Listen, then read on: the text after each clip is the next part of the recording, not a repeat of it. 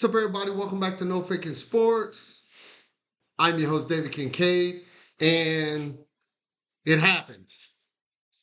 It happened a week after I said it happened, but it happened. I had a bunch of people to jump in my comments and who's your source, and it doesn't really matter who my source is, and I'm never going to reveal a source. But just know that I knew. It actually was supposed to happen last week, but Brent Venables did not want to decided not to make the change after the Texas game, but it was coming.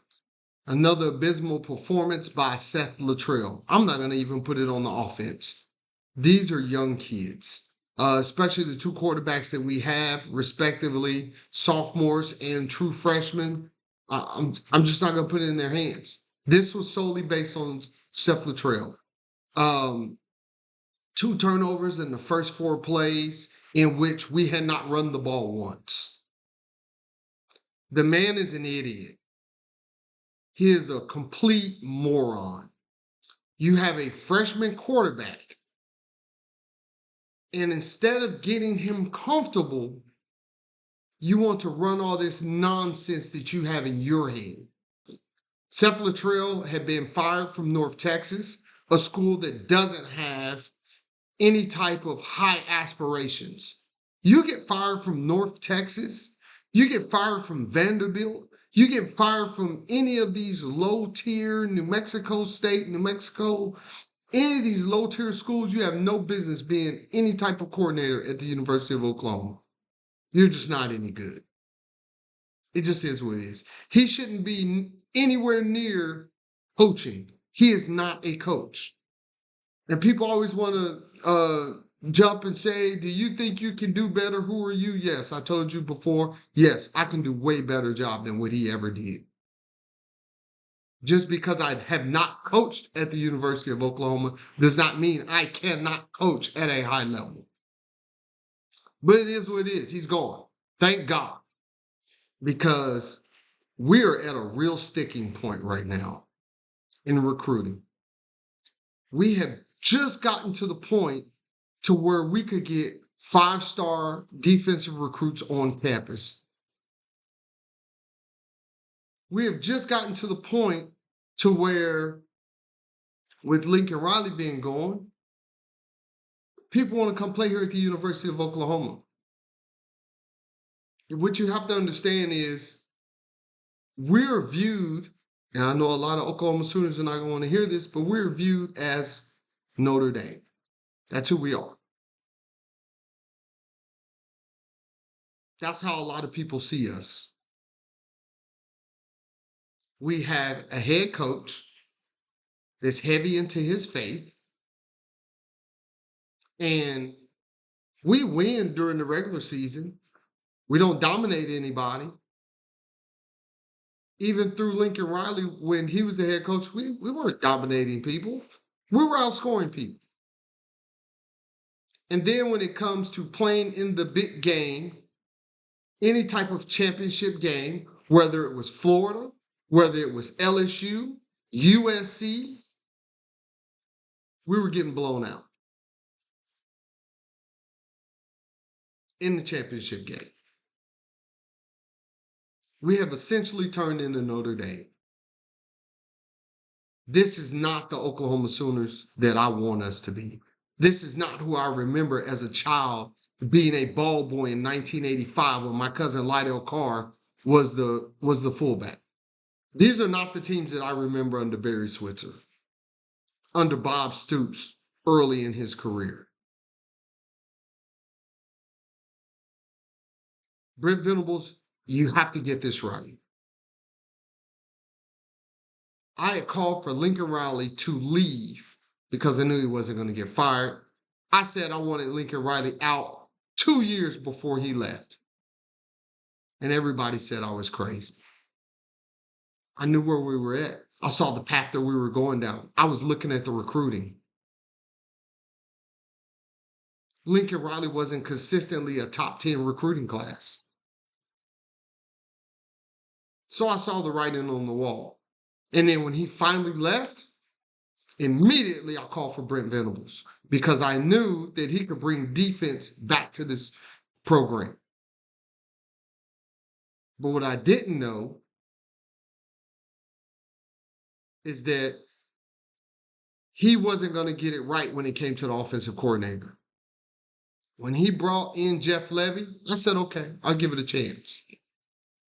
Right off the bat, before Jeff Levy ever, if you go back and watch my videos, before he ever stepped on the field as an offensive coordinator during the regular season, I complained about the spring game because of what I saw as far as the play calling. It's all cute when you play against your own people. Double reverse, triple reverse, triple reverse pass, all this nonsense. It looks good for a spring game. It gets the average Oklahoma fan fired up about the season, but I didn't like it. I'm a football player. I'm a football coach. I'm not here for the nonsense. I'm here to win. And that's really all I care about. Recruiting, graduating these kids at a high level, and winning. Not just winning, dominating. And if Brent Venables cannot do that, I'm not going to go there yet because I still love Coach BV. So I'm not going to call for his firing or being removed, but he's got to get this right. Think he should have went ahead and did it after the Texas game because South Carolina was a winnable game. Now we're down to Maine because John Finley has been put in charge of the offensive play calling duties. I'm not convinced. John Finley was a co-offensive coordinator. If you're the co-offensive coordinator, then you should have been telling Seth Littrell, run the damn football. Co-offensive coordinator, y'all worked on this mess together. It's just that Seth Littrell called the plays.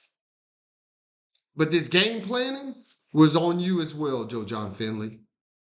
That script, the first 10 plays, first 20 plays of the game, that's on you, John Finley. So he is definitely not the answer as the offensive coordinator moving forward.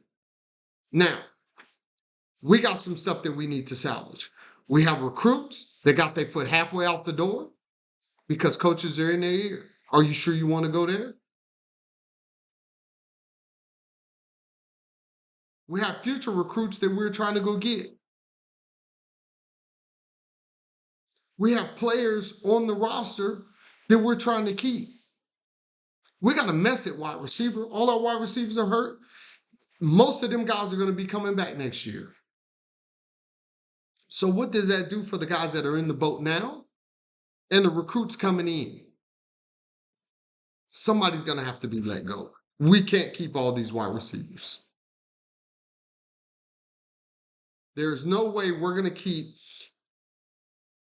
10 to 12 scholarship wide receivers and then bring in 5 more. Because we have been heavily recruiting at the wide receiver position, and we just have way too many. Now, I know a lot of people are calling for the offensive coordinator from UNLV. He's running that go-go offense. I'll do a video on it. I'll tap into it. I'll kind of tell you guys what I think. I'll look at it. I don't know. But we have to figure this out. This is getting bad. A lot of people are talking about Bill Beatonbow. Leave the man alone. Let him do his job. One disastrous season and all the great season that he's given us as our offensive line coach, I'll deal with that. It's not egregious. I tell you what's egregious. John Finley's coaching job of the tight ends is egregious. I'm not a fan of Barrow Sharp. If you watch my last video, I showed you why.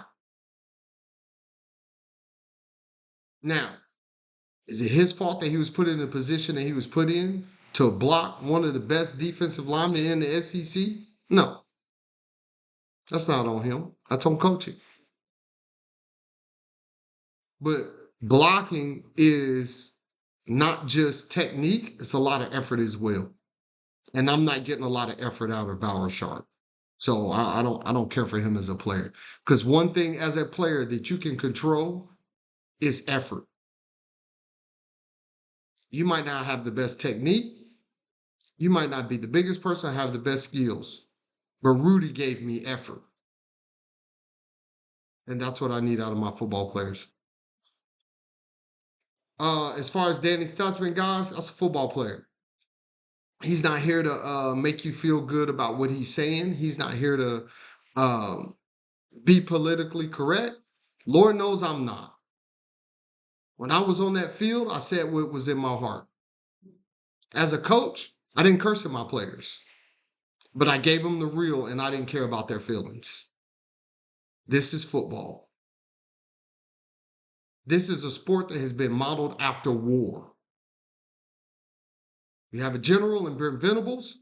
You got a bunch of officers who are the offensive, defensive coordinators and position coaches. And then you got a bunch of soldiers that go out and fight on a battlefield.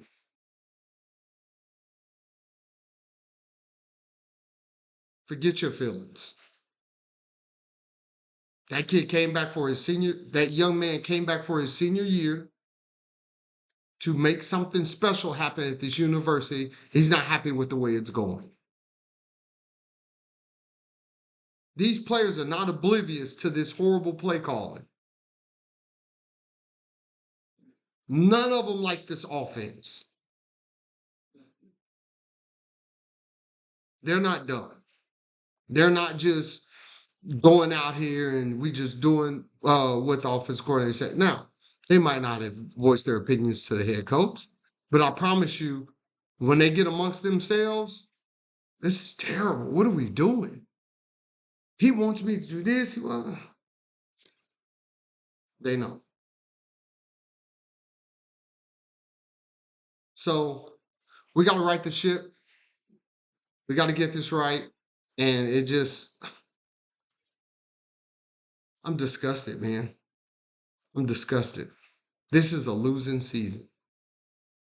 I don't foresee John Finley coming out and doing anything different because they're going to run the same system, which we need to scrap altogether. There's no power run in this system whatsoever. It needs to go away.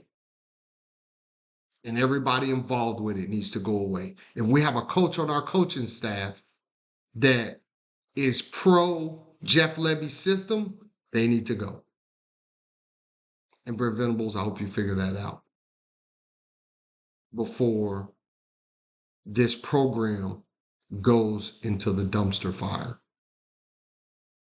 Because once this program goes there, there's a lot that has to happen in order for it to come out. Think about Nebraska. All right, guys, that's all I got for you. Drop down in the comments. Tell me what you think. If you were one of the people that jumped in my comments and told me that you were unsubscribing because I put out false information, I hope that you come back. This is no faking sports. I'm not lying to my viewers. But at the same time, I have a responsibility to people that tell me stuff to not put their names out there. That's why if you notice, I reply to a lot of my comments. I spend a lot of time replying to hundreds of comments. But that last video, I didn't respond to any comments, guys, especially when it asked me about my source and where'd I get the information from. So just is what it is, man. I just wanted to wait until the next video came out when he was actually fired to say, I told you so. Till next time, peace.